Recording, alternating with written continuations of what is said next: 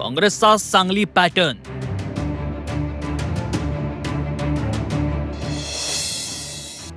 मित्रपक्षाला पाठिंबाही अन इशाराही.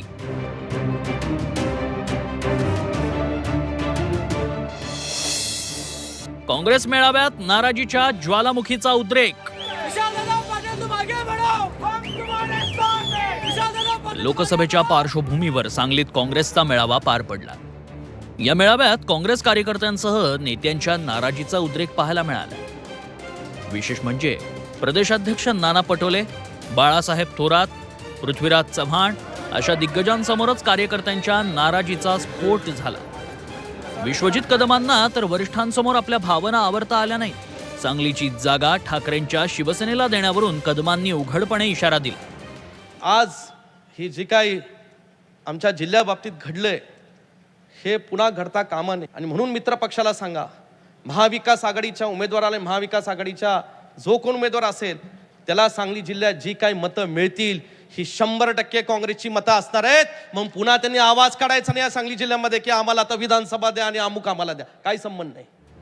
तर याच मेळाव्यातून उद्धव ठाकरेंबद्दलही कदमांनी जाहीर नाराजी व्यक्त केली.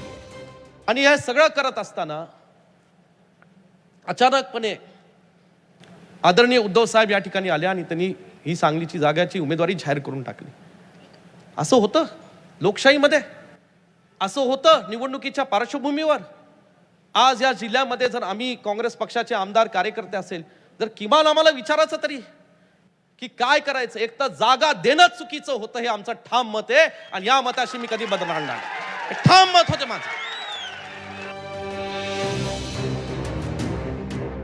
एकीकडे व्यासपीठावर काँग्रेसमधला असंतोष धुमसत होता, दुसरीकडे कार्यकर्त्यांची नाराजीही उफाळून येत होती. काँग्रेस कार्यकर्त्यानं भर मेळाव्यात घोषणाबाजी केली.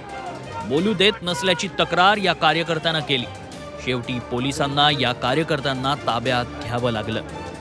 दरम्यान विशाल पाटलांबाबतचा अहवाल दिल्लीला पाठवू, दिल्ली अंतिम निर्णय घेईल असं नाना पटोलेंनी म्हटलंय.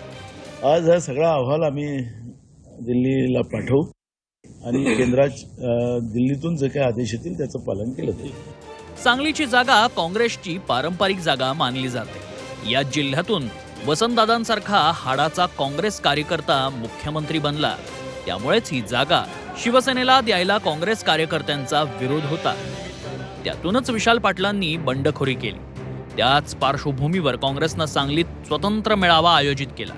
मात्र या मेळाव्यात काँग्रेस कार्यकर्त्यांच्या भावना नेमक्या काय आहेत आणि किती तीव्र आहेत याची झलक दिसली. अर्थात ठाकरे पक्षाच्या चंद्रहार पाटलांना मदत करण्याचं आश्वासन काँग्रेस नेत्यांनी दिलं असलं तरी ग्राउंड लेवलवर कार्यकर्ते काय करणार याची चर्चा जास्त रंगते. सरफराज सनदी, झी 24 तास, सांगली.